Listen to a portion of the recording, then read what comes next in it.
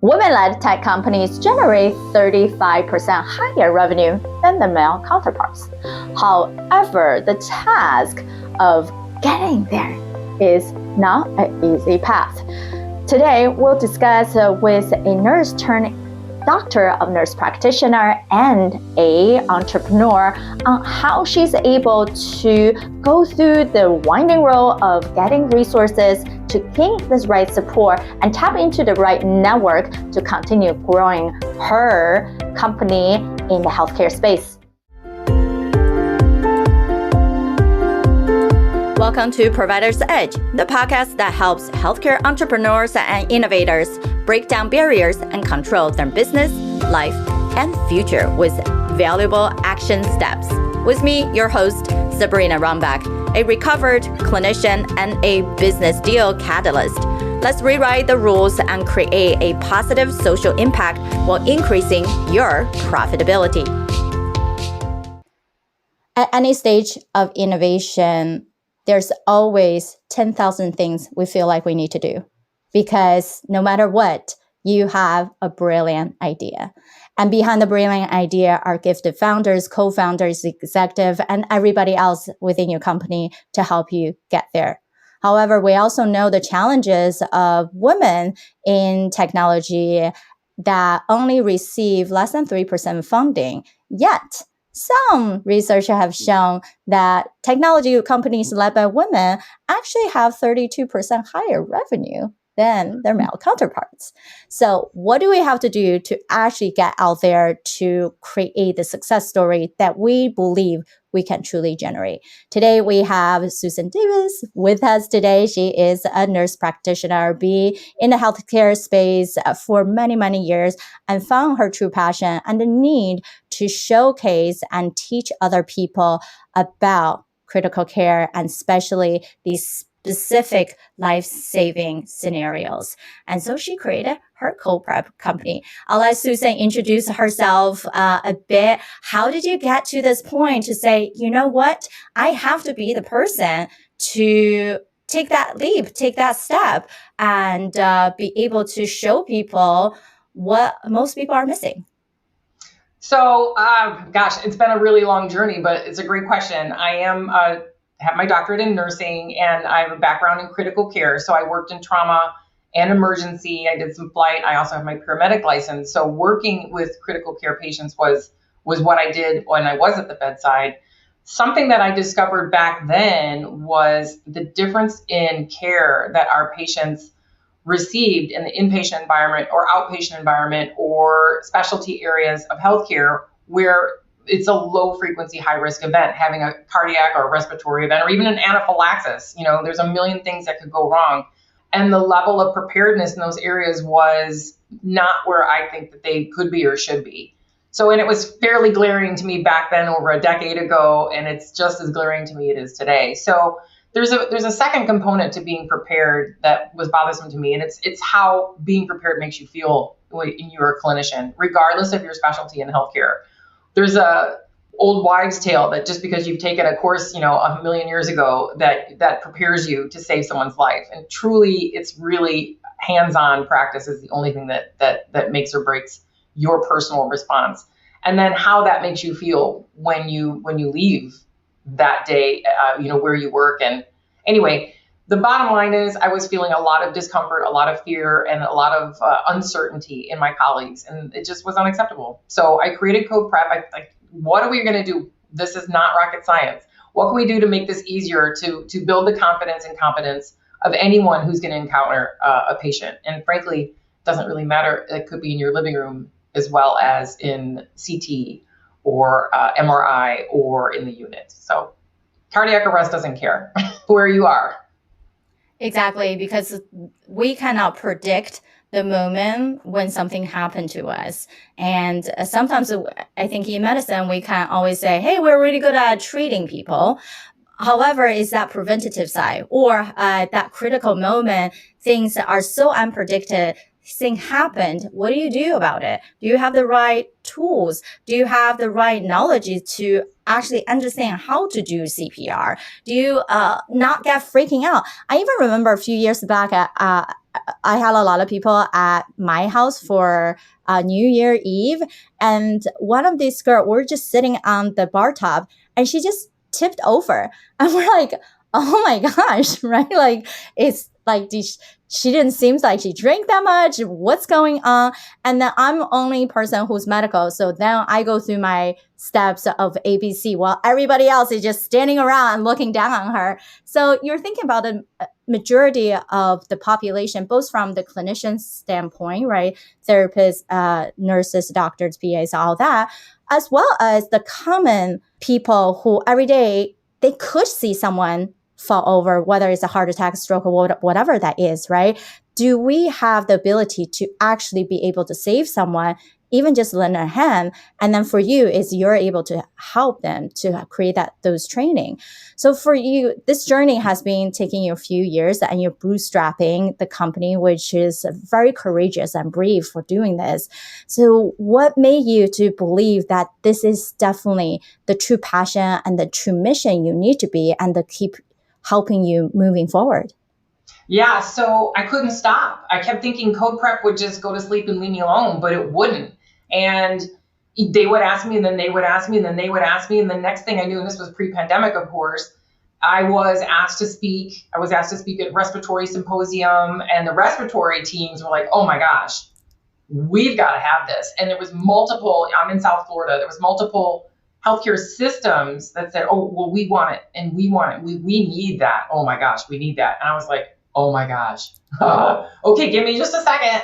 Give me just a second. I'll be right back. And instead of doing it, it was so scary to me, doing it, meaning becoming an entrepreneur, deciding to figure out how to run a business, deciding how to figure out how to package and scale, commercialize, package and scale something that I just know how to do. So I just instead went back to school. So I created this in my master's and then I perfected it in my doctorate. So I really went into systems implementation in my doctorate.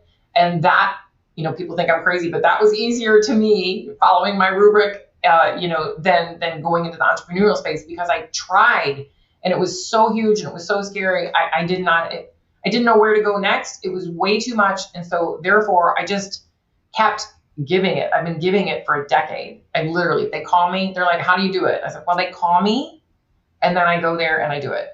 And they're like, what does that mean? I'm like, well, it means they call me and I go there and I train them. So I've trained hundreds and thousands of teams, units, whole departments.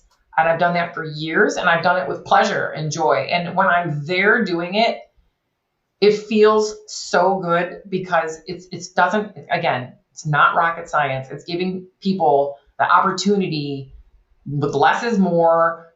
Quit worrying about all those fancy algorithms. Quit worrying about the critical care people who are all that in a bag of chips. No, this is just me and you, human to human. This is what we're going to do with your team and your equipment and your environment. I break it down to just the super, super basics, and they stand taller. I mean, it doesn't take long. So that's why I keep going, but I just can't keep up. So I've had to figure it out, and that's where I am. I'm in the figure it out stage. I have my why. My why is easy, and I have my what. I'm now into that how, trying to find my who's to help me with the how. Entrepreneurship is clearly not an easy task. As you've seen from my conversation with Susan, a journey that she took on from being a critical care nurse and DNP to founding a company aimed at bridging the gaps in healthcare preparedness. Despite of ACLS and many other larger entities has come up with what their training model is, the reality doesn't quite hit what we can do in a certification program. Susan highlighted the differences in readiness for high-risk events between inpatient and outpatient setting, and her first-hand experience as a critical and trauma nurse revealed these systematic gaps, driving her to take action. And her action has been purposeful, took many years to get to where she is right now. And what that means is in any venture that you're taking on, there is passion and grit behind it. And where do you need to find the right resources and be able to say, if like her, bootstrapping, and for how long can you sustain that runway versus finding the right process and systems and be able to collaborate and hire the right team to do that for you. Of course, her mission is to elevate the standard of care and ensure that healthcare professionals are prepared to handle critical situations, ultimately saving lives.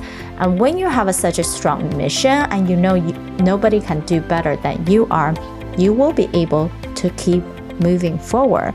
And now it's a matter on not only knowing your destination, but who can help you in the right process and path, giving you the right strategy, and then also bringing on the right staff to get you there. A quick pause, everyone. I would love for you to take a screenshot of whatever device you're using to tune into us today and post it on LinkedIn. Tag me, Sabrina Runbeck, and share your thoughts on today's topic. Let's challenge the norm in our business and drive meaningful changes in healthcare together. Now let's get back to our conversation and the second half of our show. Yes, and in entrepreneurship, it seems like that way, right? We have amazing solution, and you also got validations on people need this, people asking you to come back to train. Then it's about how do you become a true business model that can scale, that can grow bigger, that can grow larger, not just rely on you personally have to fly, drive, and go to all these locations. And that means limiting the amount of impact you can really create. And how do we get this out to everyone simultaneously to truly create that powerful result of life-saving event? And yeah. And in addition to that, because that's exactly what my situation is. But my training is novel. It doesn't exist. Now there are some everyone does their not everyone I should say. In many areas of healthcare, you'll see small little blips of mock code training. The critical care team will do mock code. Some of them do more regular. They'll do it quarterly. But nobody is commercialized, packaged, and sold what I'm doing. So I don't even have a precedent. I mean, my only competition right now are the big dogs, American Heart, Red Cross, and then the research people who put together the evidence that I use is the same as theirs. So it's really starting from scratch. Right. And you coming out as a unicorn, you have something that you see the result, other people see the result. Yes, there are bigger competitors out there, but at the end of the day, almost everything has some degree of competitor, right? Because that value proposition of what can we do to bring out the result. And then at the end of the day, the result part, and sometimes it's depending on how we say it, the process might be different. But at the end of the day, people care about the actual result. They care less about the how to get there, right? And then perhaps the benefit for you is you're cutting down time. Perhaps it's a better team environment, better, easier way to train people instead of the 2-day ACLS, right? Whatever that your unique ability. And sometimes we forget those are the things we need to repeatedly share with other people, share with more people, get more buy-ins. And you're in the face of, I know my what, your product, you know your why, you see the potential, you see the drive, you see the validation. Now is how do you make these things actually work, right? And I believe you also are someone who's super active about seeking care, seeking the right resources. You've gone to your nurses, entrepreneur, different associations. You're tapping into a big group that, like the two of us, met at Vibe, and you guys are going to house as well, right? Excited to see you in person again. So all these groups, but what's truly lacking in your journey? You feel like, how come even despite all these organizations out there, you haven't get to the right resources? You know what? That's a gazillion-dollar question. I have to agree because, I consider myself a fairly sharp tool and I can do some research and look and find, but here I am. There's, you have your personal leadership to blame at the first, to get started. So you have your self-awareness times self-management equals personal leadership. So if either of those are missing, your entrepreneurial journey is going to be waylaid. So getting right with who you are and what you're willing to do to make something like this happen, I think starts there. So and that's a journey in itself. So, okay, let's say check, that's off. Now we're ready, Freddie. Where's my rubric? This is the question I always ask. Where's my rubric? I'm a healthcare business. So like the lawyers that you need, they all don't do very few of them know what I'm talking about, because this is an in-health care novel program. And so no one understands. And then, I've been through various nursing groups and they're all at different levels and not quite sure what I have. I mean, I don't have a gadget. I don't have a gadget. I have a training. So where do I fit? Anyway, so what do I need? The rubric. That's why school was easier. Check. Do this, do this, do this, do this, do this. And then boom, off you go. And that's not what entrepreneurial life and our journey is like. Although I think it could be. I keep asking, maybe you guys will give me the rubric. I need the rubric. Yeah, it seems like in healthcare, we like structure. We have different years of training, and these years training have these different subjects, right? And then even when we're working with patient, it's very simple, right? Like, what's your concern? From that concern, then we say, okay, what's our hypothesis of the differentiating diagnosis we think could be? And then from there, we're going to order testings, labs, and whatnot to confirm our hypothesis. And then from all that helps us derive to this one diagnosis. And the diagnosis has a option 1, 2, 3, right? The best option to treat. So in some way, we love to have some kind of structure like that, right? And in business, it's not that simple. However, there is a structure, as you're saying, right? So the structure really from start, I would say, number one is you already did it, right? What's the product and why people needed to buy from you? And you're so unique that nobody else can, right? And then that's really about marketing, branding, and in the core, what's the language, the personality? How do you say things? What's the feeling that you give to people? And what's that guideline, right? And that put it into what we called a marketing brand guide. Not so much as the people that run ads and they're just like, oh, we just like something super short. Well, like healthcare where things in general is not that short, right? It's a relationship. So it's actually, we needed to do some nitty gritty of background research for it. And seems like you have done some of that because you've gone to a hospital, you talked to a bunch of people, right? That's your step one. So how do you feel about where you are in that step one phase? Well, that part's easy. I mean, I could do this all day long. I could, talk, get my brand out, talk about it. The problem for me is that's where a lot of people start, just like you just did. But once you start opening the floodgates with your brand and who you are and what you have, you gotta have a place to send them so that they can get what it is you have. Now, mine scales instantly. So I don't bring on 10 people. I bring on thousands. So one unit is approximately 100 nurses. So if it's nursing alone, I get just one unit. Each hospital has approximately 20 units. One system has 5 or 25 hospitals. So if they take on my product, I've got to be able to scale instantly. So where are you sending them with that marketing and branding? So then you're like, okay, I got to send them somewhere. There's got to be a call to action. Okay, so then they go to your website. Well, so figuring out that part. So I kind of have to reverse engineer that. So I've been working on my branding and getting my knowledge out there, but I don't usually have a call to action because I'm scared to call them to action because I'm still a solopreneur. And if they come, I need to be able to take care of them, and I don't want to crash and burn in my first few seconds. So, and it will, because it'll be too big. So that's a big thing for me. It's a good problem to have, but that's where my health and my vibe and technology and AI and adaptive learning and cloud-based storage and cloud-based learning and turning this into an app. I've got a white label app. I've got a lot of technology wrapped around me. It's just a matter of having the appropriate advice and mentoring on any kind of case studies in my kind of sort of area that can kind of sort of guide me as to how to open the door. So the good news is I'm opening the door. Don't get me wrong, it's been open, but it's only been on like case. I do consulting and then we do case by case. And then I, privately go in and do training and I'm consulting. I do that now.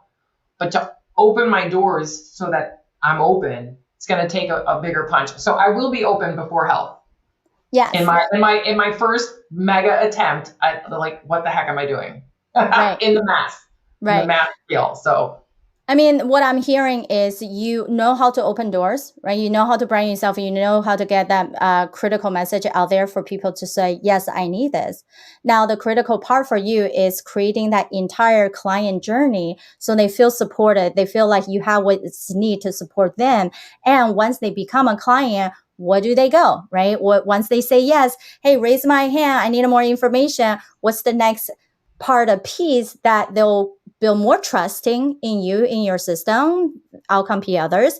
And then once they get to that event, become a client, they feel like, oh my God, you're giving me so much more than even you promised. And after the event, they have that continuous relationship.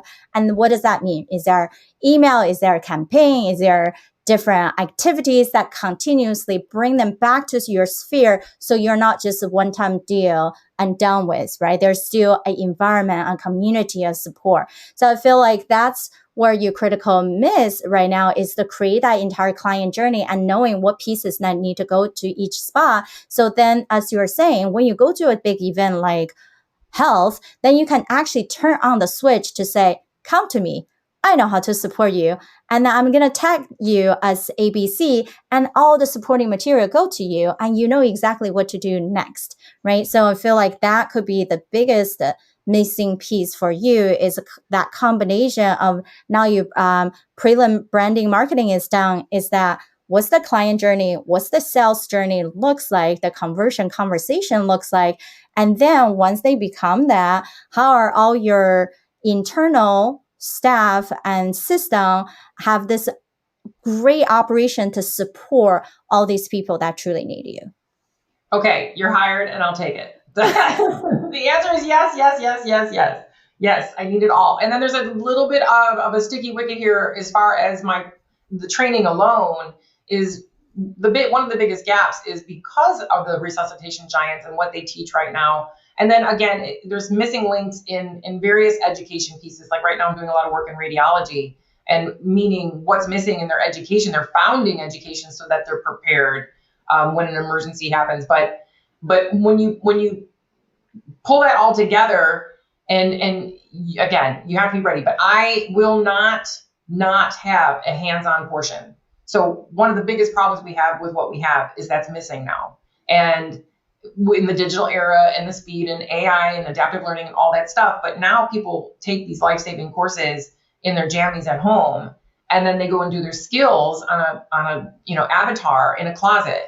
And it's only a very small portion of what like compressions and airway only. So there's a stack this long of what's missing with that hands-on portion. So I have to figure that part out too without giving up my quality. So I know if I teach it, that's why I've been kind of quiet on that call to action is if I go and teach it, I know they're going to get exactly what they need. And so everyone's happy. They get the values there. It's perfect. But when you scale, I obviously can't be everywhere. As much of it online is going to have to be online. And then how am I going to bridge that? Because I won't not have it. That's just key. If they do not have hands-on practice. So I'm teaching them how to teach them. That's kind of the big secret coming out. It's a co-prep coaching and train the trainers and all that stuff. So you got to start somewhere. It might not be perfect, but I'll be getting the feedback from some of my early adopters right now on how can we make it better. Exactly, because that's another business model in itself, right? And then just how do you create a program to certify the right people, then become your champion, your ambassadors, that then go out to be on site to train these people. And instead of you have to be the only person. And that's one of the way to scale. But as you're saying, I totally agree with you. We all have to start somewhere. So if we say, we're going to give you an entire board advisor of 12 seats from every single critical domain of the business, right? Everyone's going to help you right now. What would be the major focus that you want them to pay attention to right now to help you? So I think one of my, it's not a concern because again, I've been doing it forever. I mean, I can do it from PowerPoint, do my training from PowerPoints. I think right now it's commercial package scale. So scale, being able, where my customers, clients, folks are coming to work with me. That's a big deal. I'm opening a new platform right now in the process of it. It'll be ready in like a week. It'll be ready 1st of August. So I think the quality of my actual content, I would love to be better, because honestly, if you're creating it today, we're already behind.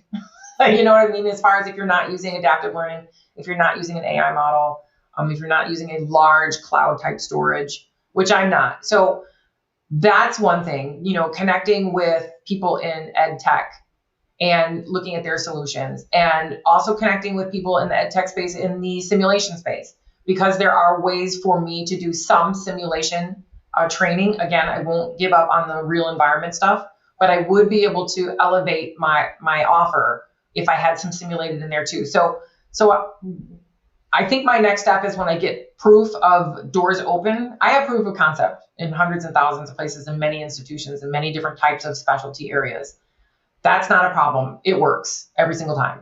I have no problem with that. It's managing the load, and I want the quality of my product to be better. It's all I can afford and put together now. But if I were to have that, so ed tech would be a place where I would need some mentoring, and certainly this is going to be a national. It already is. I'm doing it nationally, just trying to figure out, like you said, I'm going everywhere, which right now I'm enjoying because it's early.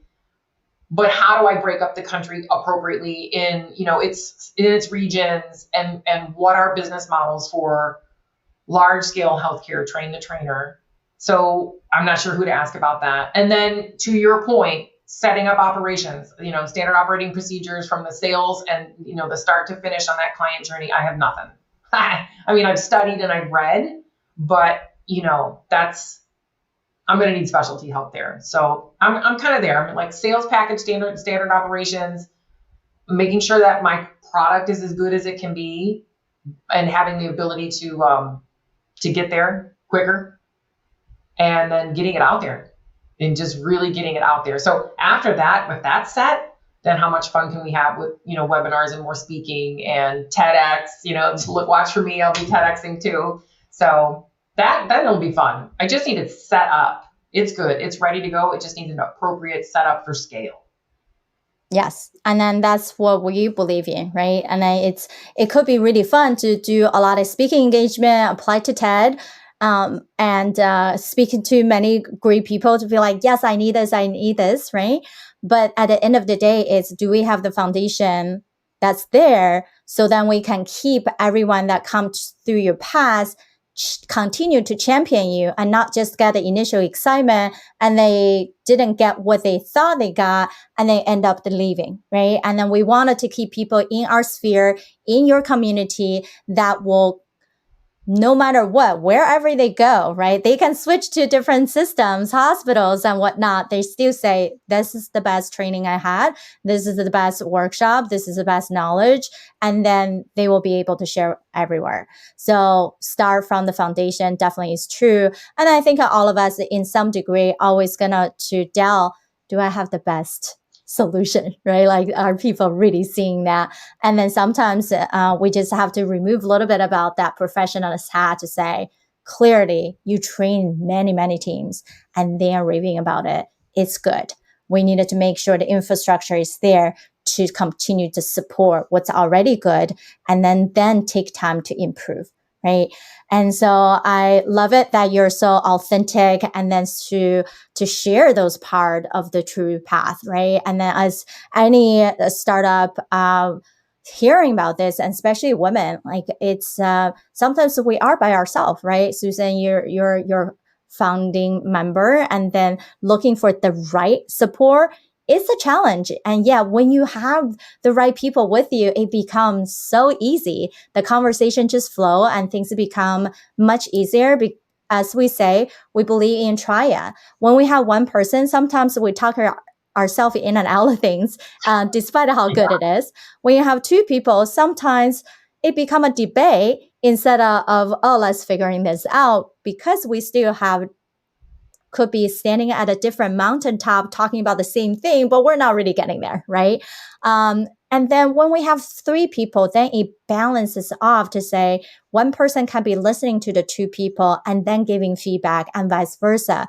And then it become much stronger top level of a team. And so we're always supporting the visionary, the promoter, and the operationer, right? And then to truly create the highest level of a company leadership, and then finding everybody else that are subsection domain, legal, financial, operation, tech, sales, marketing, visibility, customer journey, strategic partnership, human design for optimizing your team and hiring, and making sure everything is gelled together with the core of who you are, with your purpose and vision. And so it's, you know what, I gotta interrupt, because this list that you just listed, that, you know what, if you aren't passionate about what you're doing, and if your why isn't solid, then you're out. Because you hear that list, I'm like, I do not have any of those things. I know about them all. I've kind of read them. I've studied them. If you hear that from the beginning, it's no wonder there's only 3% going to women. Or I'm not gonna dig on women, but just anybody. You have to have some grit and tenacity and perseverance, and be so strong in your why that you don't care about those steps, knowing that they're coming, and you'll address. This is how I feel. I mean, I'll address them when they get here. But if I didn't even meet you, that list, I would be very intimidated. But I'm not intimidated. But how in the heck do you get all that? Jeez. We all know theory can only go so far. Strategy and planning can all be destroyed depending on who's behind the implementation process. And therefore, just like Susan, she tackled one of the biggest challenges in healthcare education, bridging the gap between theory and practices. Traditional training method often fell short in preparing professionals for real-world emergencies, and Susan emphasized the irreplicable value of hands-on practice, where repeated, realistically simulations build confidence and competency. And that in itself, if we're just looking at a business model-wise, is also one of her major challenges. How do you scale a company that she has to personally lead all the in-person hands-on practices? And one of the solutions can be certifying practitioners who can do it just as well, and how to create that type of program for other people to become her ambassador, her champion, to help even more inpatient and outpatient entities for this critical life-saving responses to ensure all healthcare practitioners are ready to act decisively in critical moments. Now, knowing what her company need to head to, just like you guys, most likely you have somewhat of a direction of knowing where you need to head to, but is that truly the right path? Or you know it is the right path, but how do you get there without taking multiple left and right turns, but creating more of a true path?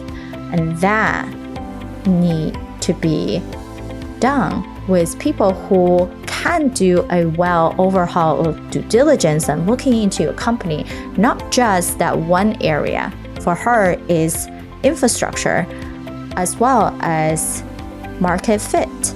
Is there enough people and market need for this to happen?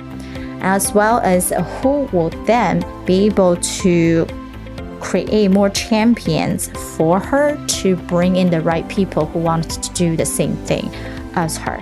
So in any situation, we needed to have a holistic perspective when it comes to business development and expansion.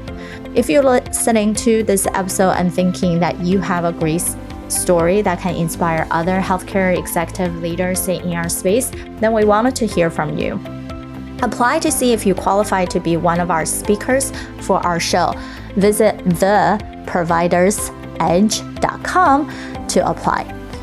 Let's share your success and spread the inspiration further. All right, let's wrap up the rest of our show.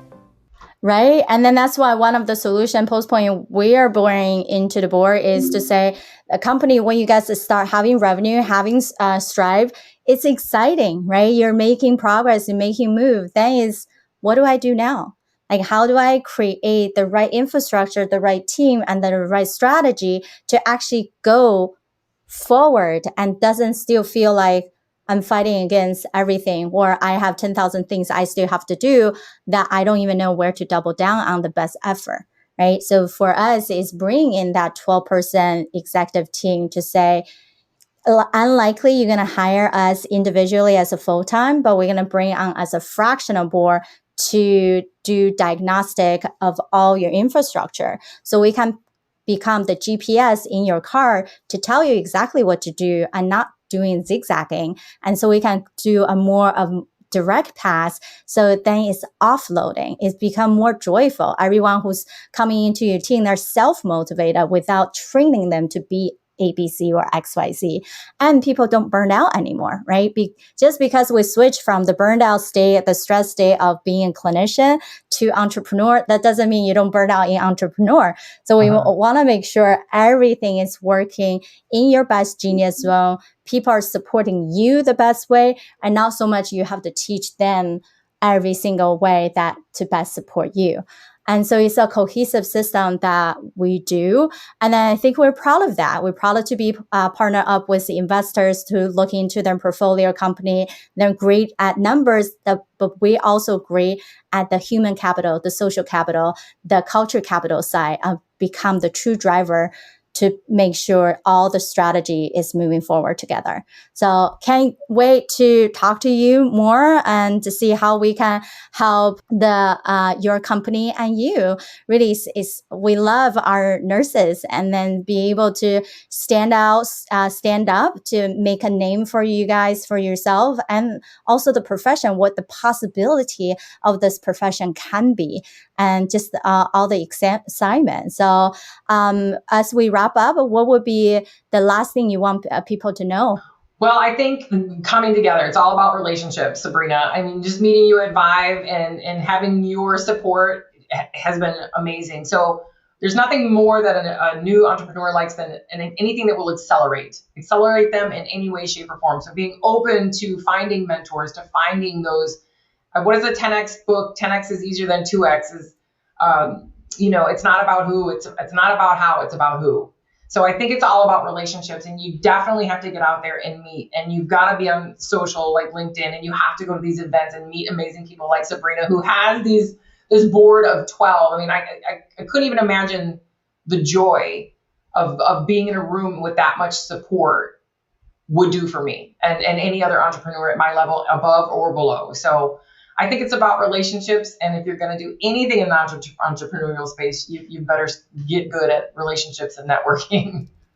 Yes, for sure, right? Because at the end of the day, we support the people behind the mission and not just the mission itself. And we can all come together because of the mission, but it's still the people that we wanted to have a relationship with. So appreciate that we serendipitously met in a conference, and I definitely support people who do go to a conference. I have an episode on how do you best prepare for those conferences, and then we'll make sure to leave in the show note, as well as I interview a sales expert on how do you not lose these amazing leads, amazing conversation to follow up.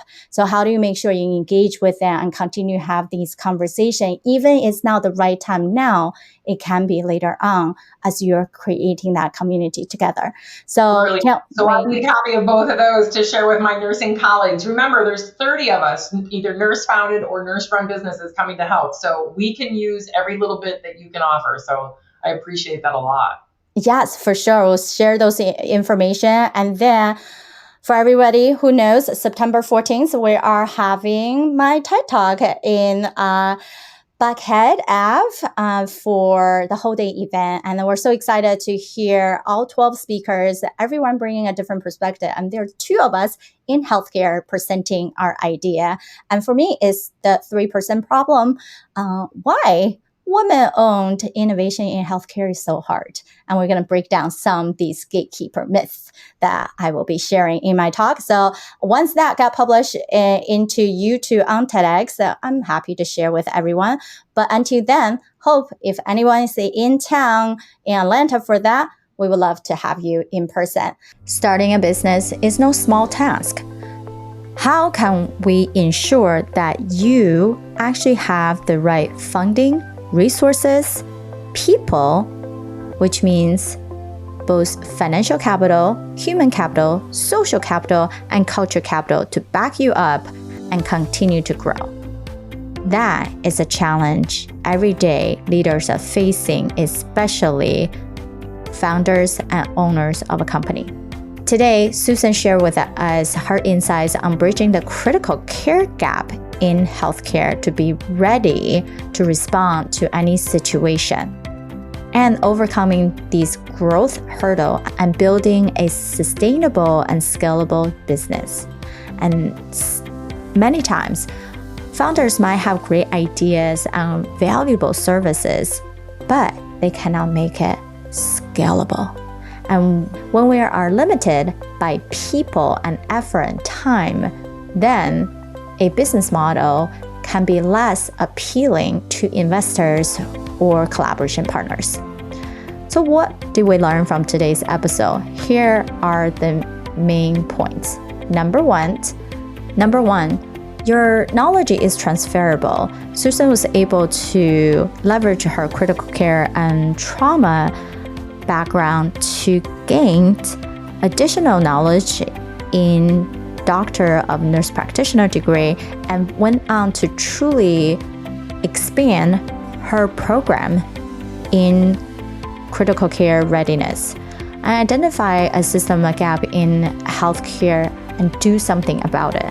Her way is bootstrapping. Number two, the importance of having hands-on practice and training with realistic simulation in building competency and competence among healthcare practitioners. The way that everyone learns is different, some by audio, visual, and some by immersive experience. And we all know once you actually have immersive experience, your memory and practicality and confidence is much higher by study. And that's what Susan truly believed to create her company. And number three, how could you create a scalable health tech company when you are labor dependent? Strategies for managing growth while maintaining the quality of her training program, where we strategize on different methods of train-the-trainer model, online practice, her application on phones and online platforms. There are many different ways to tackle a project for expansion, but we also needed to decide what is the best first and second step without feeling like building every single type of method for everyone and tend to be drowning ourselves into too many different tasks and not able to truly push forward in the business development sector. Number four, overcoming the growth hurdle and tackling challenges such as competition. Some of the largest company and organizations out there, how do you start as someone who has the right resources, and how do you allocate your resources and your own champions and maintaining that strong market presence to convey your value? Number five, leveraging the power of relationship in healthcare entrepreneurship. The critical role of networking, mentorship, and building a supportive team. At the end of the day, not everyone, even they claim that they have all the knowledge in multiple sectors of business, actually truly is an expert in all of them, because we know there are 12 critical areas of business, 4 in the safety and strategy side of business, and 5 in the marketing, sales, and growth sector, and 3 in the culture and human capital side. And therefore, how do you even know which area are critical in business and how they are interconnected to each other if you haven't allowed yourself to explore those areas? And that brings us to the next point, is about building the right support in order to scale. Because every day, people can create beautiful plans for next 2 weeks, next month, your quarterly, your yearly, your 3-year, your 5-year, your 10-year goals. You can sit there and plan every day with the best people that can plan and strategize for you. And who are the actual people that can implement these plans and not delay your progress. If you're saying this project gonna take 2 weeks, it's not pushing into 3-4 weeks. We discuss the tips on expanding business, integrating technology, leveraging AI, and leveraging the right people to do the hiring process and optimize the team to connect all the facets together. Last but not least, importance of a strong why in healthcare innovation, because things are tough. Sometimes you are able to gain crowdfunding, VC funding, but your runway is only a few months.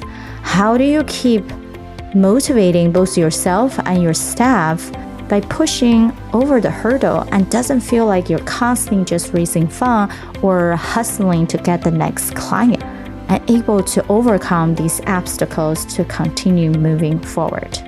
Now, we invite you to share your experience and insight with us of your own leadership and entrepreneurial journey. Post on LinkedIn and tag me, Sabrina Runbeck. Let us engage in a dialogue that can steer our collective success toward a more prosperous and efficient future for all.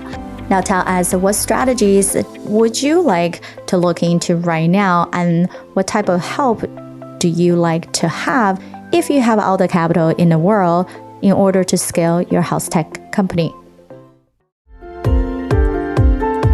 Thank you for tuning in to Provider's Edge podcast. We hope you enjoy our latest episode and found the insights and tips helpful. We'd love to hear your feedback on the show and learn what topics you'd like us to cover in the future. So please take a moment to leave us a review on your favorite podcast platform and let us know what you think. Your feedback is essential to help us improve the show and provide you with the content you need to take your healthcare business to the next level. Thank you for your support, and we look forward to hearing from you soon.